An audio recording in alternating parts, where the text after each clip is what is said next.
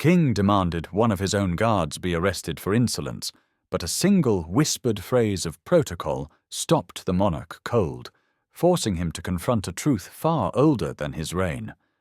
The institution, King Charles was about to learn in the most public and humiliating way, was designed to protect the crown, even from the king himself. Before we delve into this extraordinary confrontation and uncover the ancient rule that rendered a king powerless, take a moment to tell us in the comments where you're watching from around the globe. And if you believe that duty, discipline, and the quiet strength of tradition are cornerstones of a stable society, give that subscribe button a firm and decisive click. Your support is vital and allows us to continue bringing you these stories of profound professionalism. The air over London was heavy, a saturated grey blanket that seemed to press down on the city, muffling its perpetual roar to a low, distant hum. It was a Tuesday afternoon in the heart of autumn, a day that leached the vibrancy from the world, leaving behind the stark, imposing architecture of history and power. Rain hung in the clouds, a threat that had yet to be realized, lending a particular sheen to the black asphalt of the Mall and the cold iron of the palace railings. Yet within this muted tableau, a defiant splash of colour held the line. The searing scarlet of the King's Guard tunics, stark against the gloom, served as a vibrant, living testament to a tradition that weathering and time could not fade. It was a declaration in wool and brass. We are here, we have always been here, and we will remain. From the direction of Wellington Barracks, the low, metronomic thud of a ceremonial drum beat a steady, relentless rhythm. It was a sound that was part of London's very soul, the enduring heartbeat of a nation's pageantry. Along the perimeter of Buckingham Palace, a diverse crowd of tourists huddled together, a sea of muted winter coats and scarves. They pressed against the unyielding railings, their smartphones held high, small glass rectangles attempting to capture and contain a sliver of the immense, solemn spectacle. They saw the uniform, the towering bearskin hat, the polished rifle, and the soldier's stoic, almost inhuman immobility.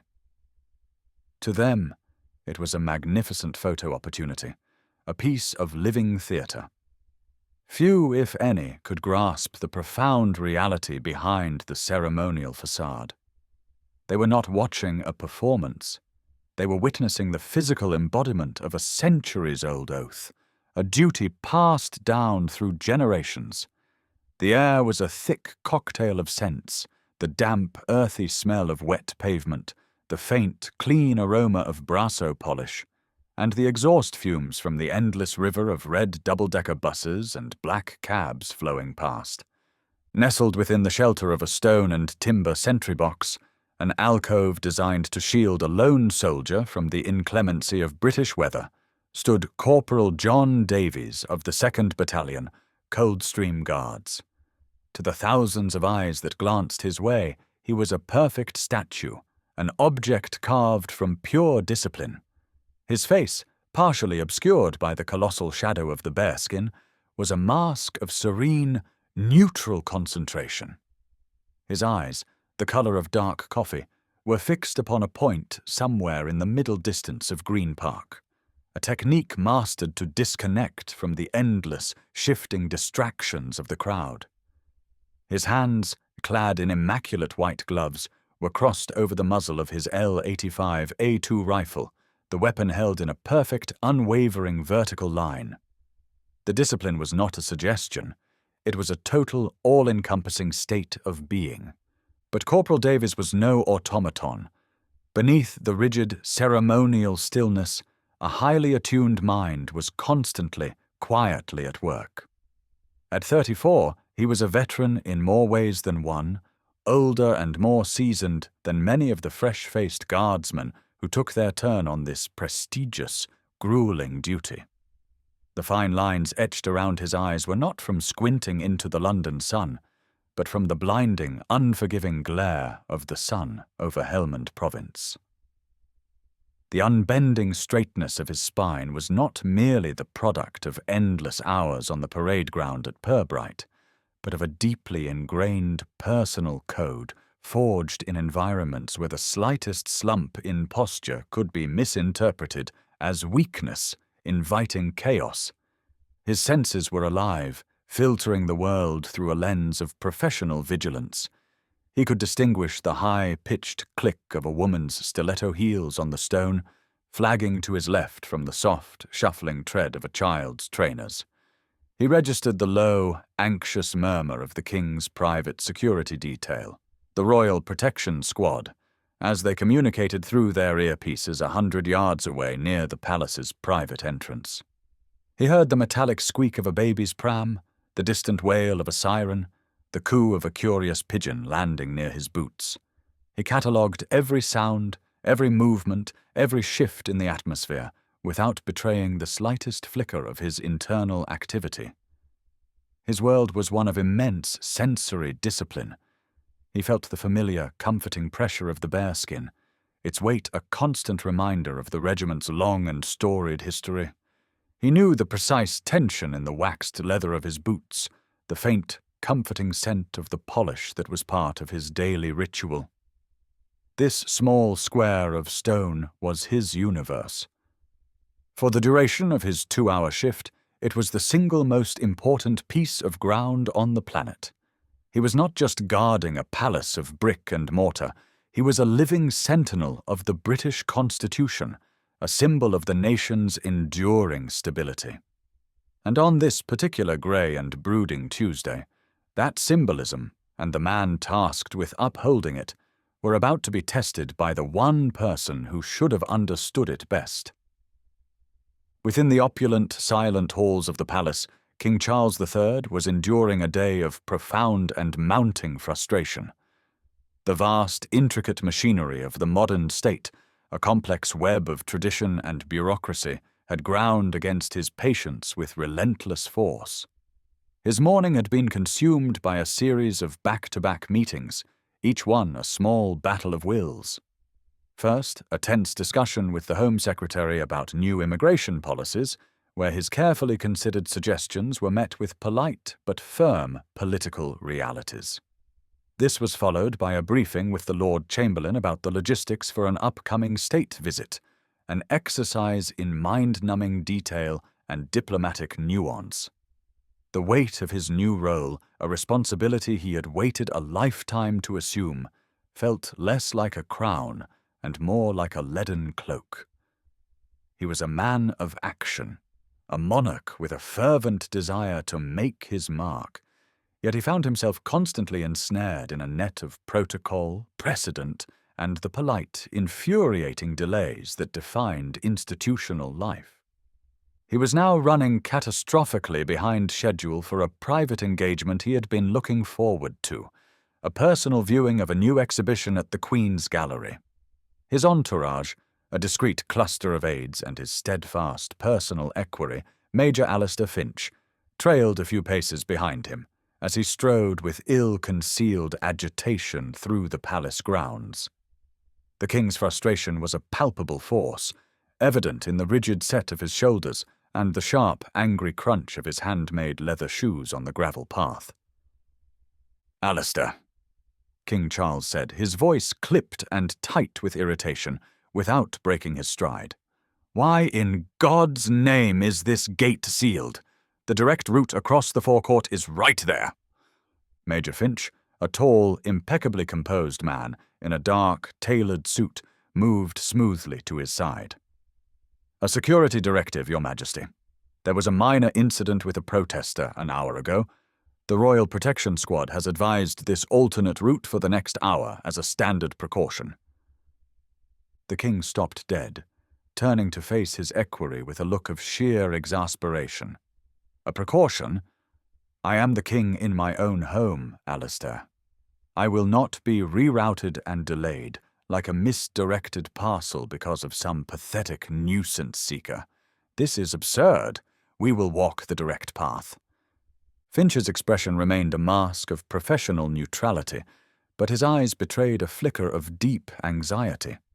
As a former officer in the Grenadier Guards, he possessed a soldier's understanding of the chain of command, but he also had a courtier's sensitive understanding of the king's temperament.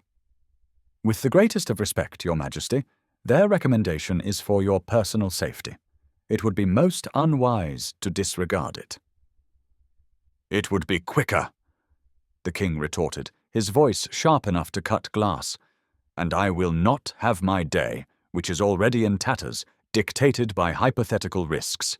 Have the gate opened. We are walking across the forecourt.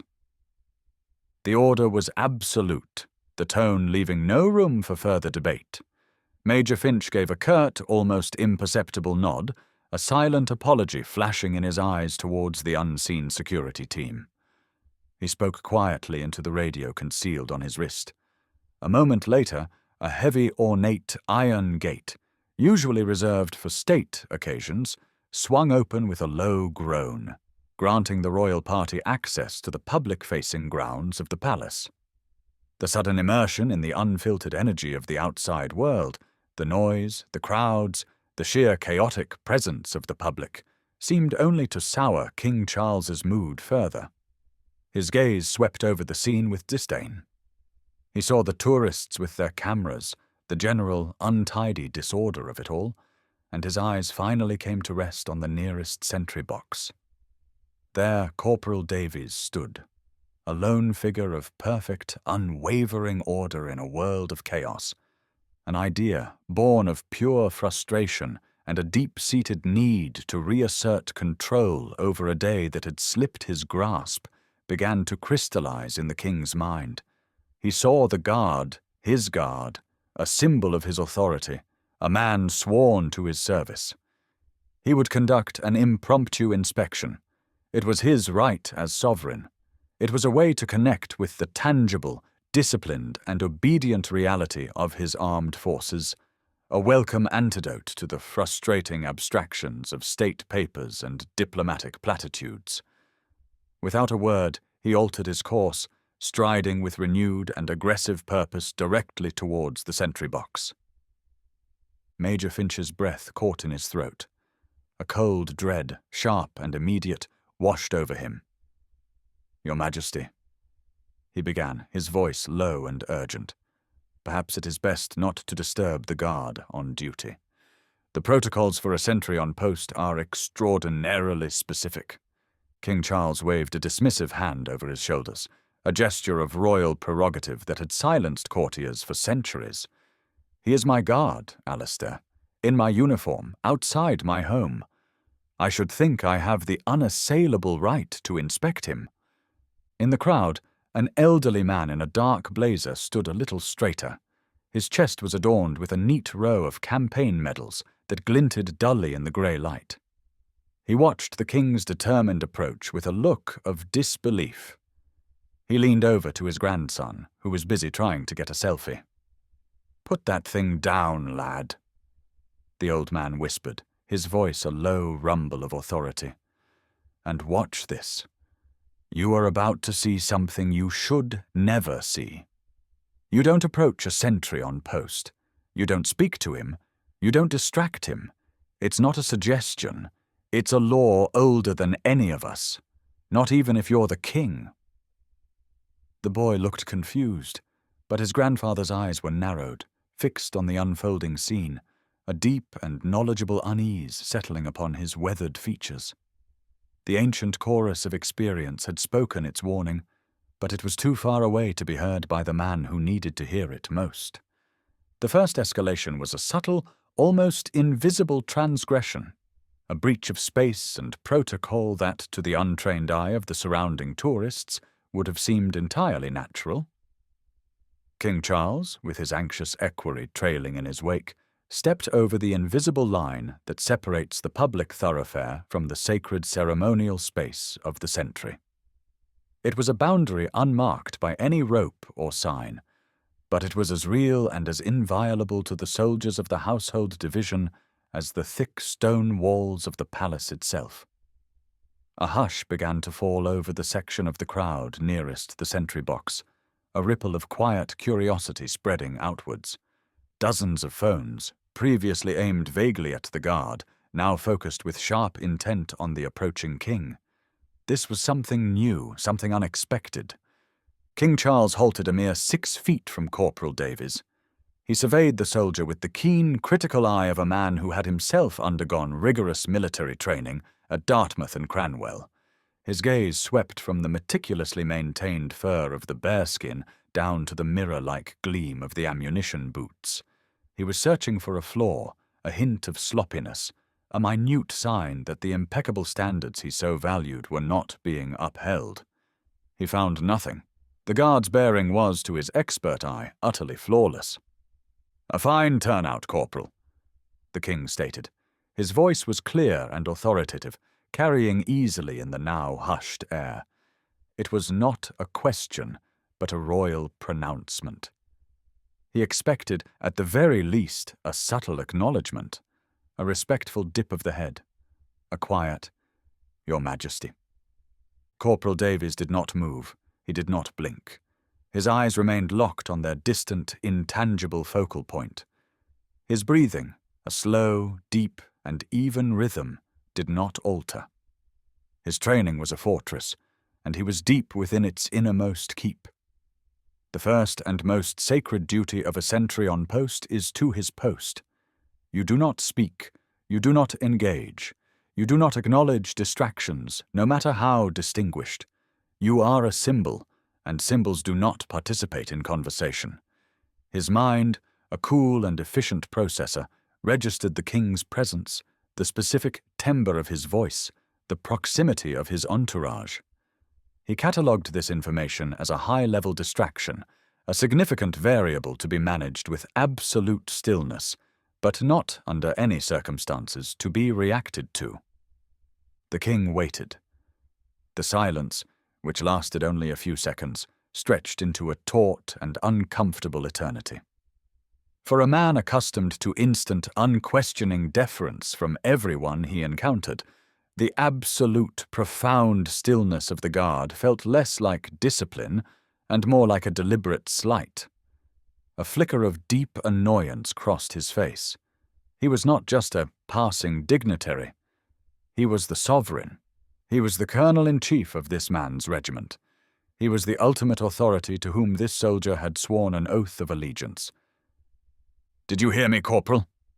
King Charles asked, and this time his tone was harder, edged with steel. "I paid you a compliment on your turnout." Again there was nothing but silence, broken only by the distant hum of the city and the nervous shuffling of feet in the crowd. Major Finch took a half-step forward, his expression pained with the agony of a man watching a car crash happen in slow motion. "Your Majesty," he murmured, his voice barely audible, desperate to de-escalate the situation. The guard on duty is strictly forbidden from speaking or moving. It is a standing order of the highest importance. He means no disrespect, I assure you. "I am perfectly aware of the standing orders, Alistair," the king snapped, his irritation now clear for all to see. His frustration suggested he felt the spirit of those orders was now being twisted into a weapon of passive defiance against him personally. But there is a vast difference between discipline and blind insolence. He is a man, not a damned clockwork toy. This was the very heart of his mounting fury. His entire day had been a battle against impersonal protocols and inflexible systems. Now, face to face with what he perceived as the ultimate, unthinking, and disrespectful adherence to a rule, his carefully managed royal patience finally and irrevocably fractured. The institution, in the silent, unmoving form of this single soldier, was defying the man who was its living embodiment. The king's frustration, now a simmering cauldron of royal indignation, drove him to the second, far more serious escalation. He closed the remaining distance, stepping forward until he was standing directly in front of Corporal Davies, invading his personal space with an air of absolute authority. The atmosphere, already tense, now crackled with an almost electric charge. The crowd was utterly, breathlessly transfixed. This was no longer a piece of charming pageantry. It was a raw and palpable confrontation between a monarch and his subject. "You will look at me when I address you," King Charles commanded, his voice low, sharp, and laden with menace. Corporal Davis's eyes did not waver. To shift his gaze would be to break his post, to fail in his fundamental duty. Inside his mind, years of relentless training screamed at him in a single unified voice. "Maintain your bearing. Do not engage. You are the guardian of the post. The post is absolute." He could feel the sheer force of the king's personality washing over him, a wave of palpable anger and authority. But he held his ground, a granite rock against which the royal temper was breaking in a futile spray. Infuriated beyond reason by this perceived act of supreme defiance, King Charles then committed the most cardinal of sins when confronting a sentry on duty. He reached out his gloved hand and touched the corporal's scarlet tunic, his index finger jabbing aggressively at the polished top button just below the soldier's chin. "I am your king," he snarled, "and I have given you a direct order." A collective, audible gasp rippled through the onlookers. The old veteran in the crowd physically recoiled as if he had been struck himself, shaking his head in profound disbelief. "He's touched him," he muttered to his grandson, his voice filled with a kind of horrified awe. "Oh, you foolish, foolish man. You never ever touch the sentry. You don't touch his post, you don't touch his weapon, and you do not lay a hand on him. It is the ultimate violation." The physical contact was a category violation of the highest order, a breach of a rule so fundamental it was held as sacred within the armed forces. The sentry, his post, and his weapon are considered a single, indivisible entity, a living extension of the sovereign's authority. To touch him is to physically interfere with that authority. For the first time since the encounter began, there was a visible, albeit minuscule, change in Corporal Davis. It was not a grand movement, but a series of micro-escalations that only a soldier or a highly trained observer would ever recognize. The knuckles of his right hand, clasped over the cold steel of his rifle, turned from white to the color of bone as his grip tightened infinitesimally. A single, powerful muscle in his jaw clenched hard, a knot of pure, controlled tension. His gaze, still fixed on the horizon, seemed to transform. It was no longer a neutral, ceremonial stare. It became the focused, predatory stillness of a soldier assessing an imminent physical threat. He was no longer just a guard performing a duty. He was a guardian, and his sacred charge, his own inviolability on his post, had been breached. Major Finch was now in a state of open alarm. He lunged forward, his hand slightly raised in a desperate, placating gesture. "Your Majesty, I must implore you. This is a grave breach of protocol. For the soldier's safety and for your own, please, I beg you, step back."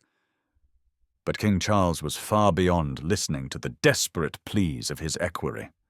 He interpreted the corporal's silent, coiled tension not as a disciplined warning sign, but as the final confirmation of his outright insolence. The guard was, in the king's enraged eyes, actively and physically defying him.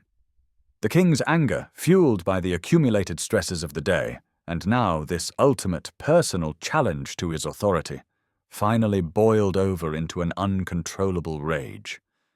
He took one sharp step back, his face a thunderous mask of royal fury. He spun around to face the captain of the guard, a young, decorated officer who had been observing the escalating scene from a respectful distance with a growing sense of abject horror.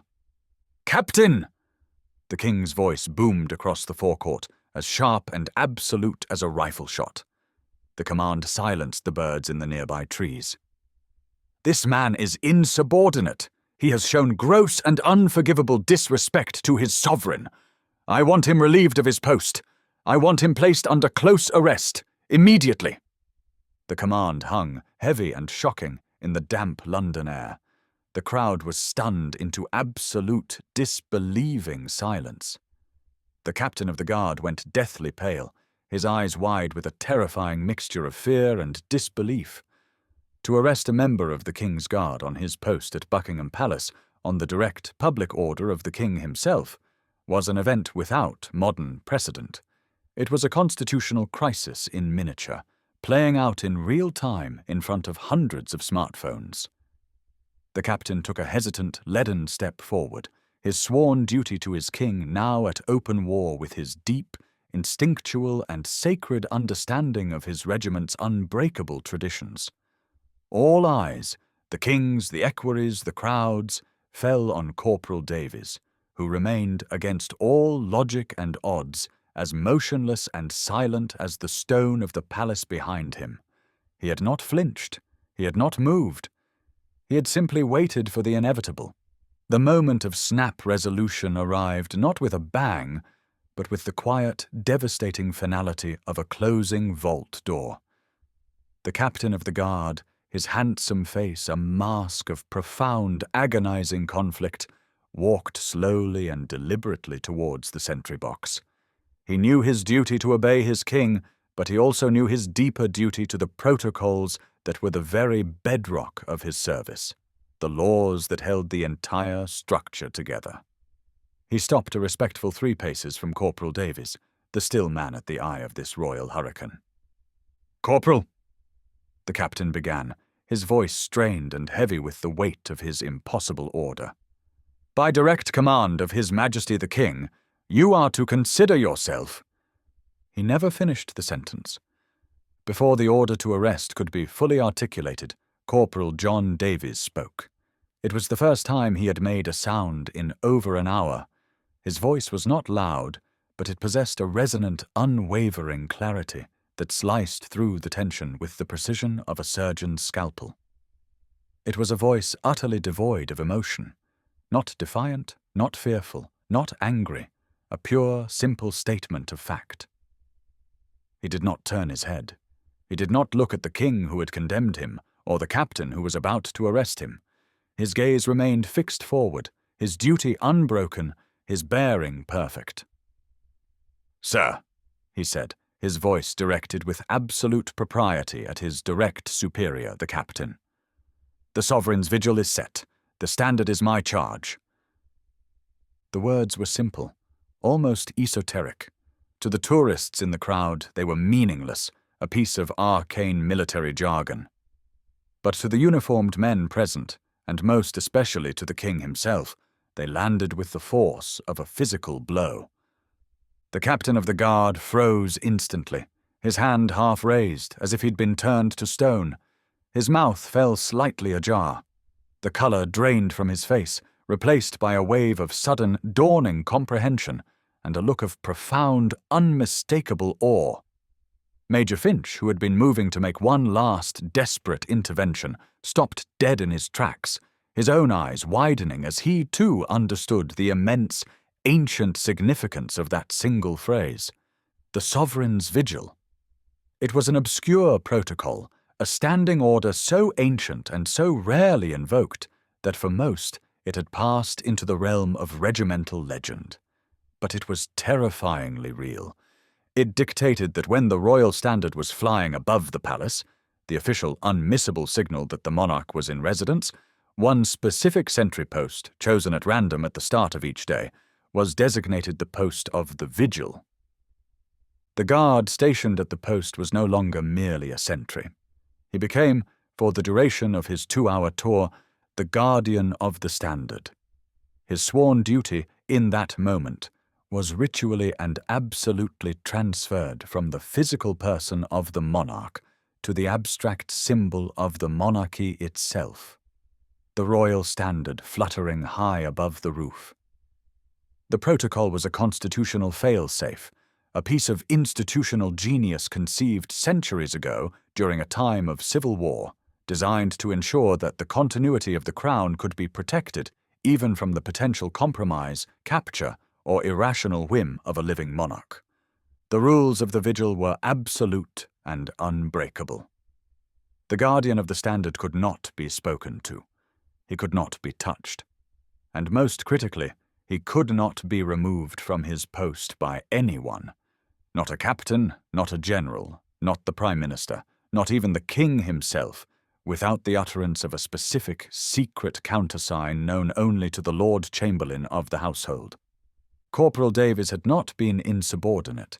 He had been performing a higher, more sacred duty, one that, by the ancient laws of the institution he served, temporarily superseded even a direct command from his king. His profound silence was not insolence. It was his adherence to a sacred trust. His unshakable immovability was not defiance. It was the physical manifestation of his unbreakable oath. King Charles stood, utterly frozen. The words, clear and calm, travelled across the gravel and struck him.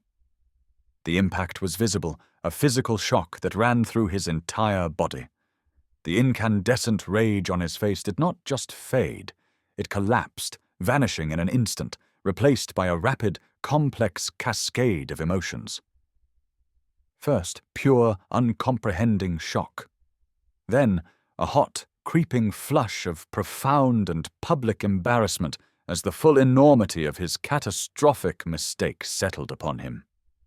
Slowly, almost involuntarily, he lifted his gaze from the unflinching corporal up to the roof of the palace.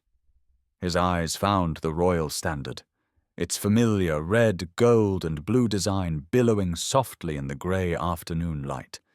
He saw it now not just as a flag, but as the sacred symbol this man had been ritually bound to protect, even from him. He understood. In his desperate, angry attempt to assert the authority of the man, he had crashed headlong into the far greater, far older, and far more powerful authority of the institution. And the institution, in the form of a silent, immovable corporal, had held its ground and won. The freeze was total. He was a king, checked and humbled by the very crown he wore. The aftermath was as quiet, dignified, and disciplined as the resolution itself. The torrent of royal anger had been stopped cold by a single phrase of ancient protocol, and in its wake, a deep, still pool of royal reflection formed. King Charles stood for a long moment, the sounds of the city fading into a distant murmur. He lowered his gaze from the royal standard back to the soldier in the sentry box. He looked at Corporal Davies, but he saw him completely differently now.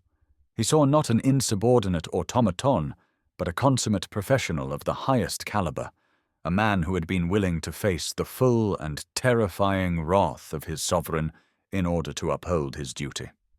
He saw a soldier who understood, perhaps better than he himself had in that heated moment, the critical and absolute difference between serving the person and serving the office.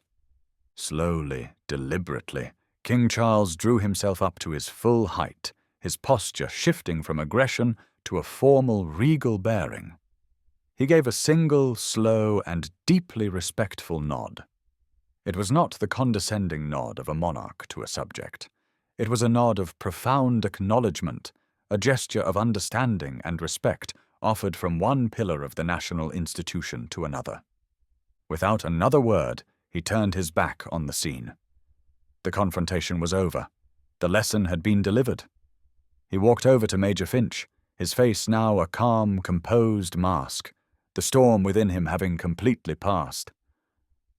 "Alistair," King Charles said, his voice now quiet, measured, and devoid of its earlier anger. "Make a note. Corporal John Davies, 2nd Battalion, Coldstream Guards. I want a formal commendation for exemplary conduct and unwavering adherence to standing orders under extreme pressure placed in his permanent service record. You are to see to it personally." "Yes, Your Majesty," the equerry replied, his voice filled with an almost overwhelming sense of relief. The king then turned and resumed his walk towards the Queen's gallery, his stride no longer angry and clipped, but thoughtful and measured. His small entourage fell in silently behind him, the procession moving away with a renewed and solemn sense of order. The captain of the guard, his duty once again clear and unambiguous, gave Corporal Davies a final look filled with a respect that bordered on reverence, before marching crisply back to his own position. The crowd, sensing that the extraordinary drama had concluded, began to slowly break apart, their hushed whispers filling the air as they tried to piece together and comprehend what they had just witnessed. The old veteran put a proud hand on his grandson's shoulder. "Now, you'll remember that for the rest of your life," he said, his voice thick with emotion. "You saw what a real soldier is. Duty first, last, always." And in the sentry box, Corporal John Davies remained, unflinching, unmoved. To him, nothing of true consequence had really happened. A high-level variable had presented itself, it had been managed precisely according to his training and the standing orders, and it had passed. He returned to the quiet, internal rhythm of his post, his senses once again cataloguing the world around him, his eyes fixed on the middle distance, his mind a fortress of perfect discipline. The rain, which had been threatening all afternoon, finally began to fall, pattering softly on the roof of his sentry box and tracing glistening trails down the cold steel barrel of his rifle. His vigil, unbroken and serene, continued. Tradition is too often dismissed as mere theatre, an empty pageant for the benefit of tourists, but that afternoon, on the forecourt of Buckingham Palace, the world was given a powerful, unforgettable lesson in its true and vital purpose. Tradition is not a performance, it is discipline forged in the crucible of history. It is the accumulated wisdom of centuries, a system of checks and balances designed to protect enduring institutions from the fleeting passions and fallibilities of the individuals who temporarily inhabit them. Corporal Davies did not defy his king. He upheld the crown. In his profound and resolute stillness, he demonstrated that the ultimate loyalty is not to a person who is mortal and subject to emotion, but to an oath, which is constant, and to a duty, which is absolute. In a world that so often prizes personality over principle and volume over virtue, his silent, immovable stance was a powerful testament to a different, older set of values. Respect, he reminded us all, is not something that can be demanded by a loud voice or a high rank. It is earned, and sometimes it must be enforced by the quiet, unwavering and perfect performance of one's duty.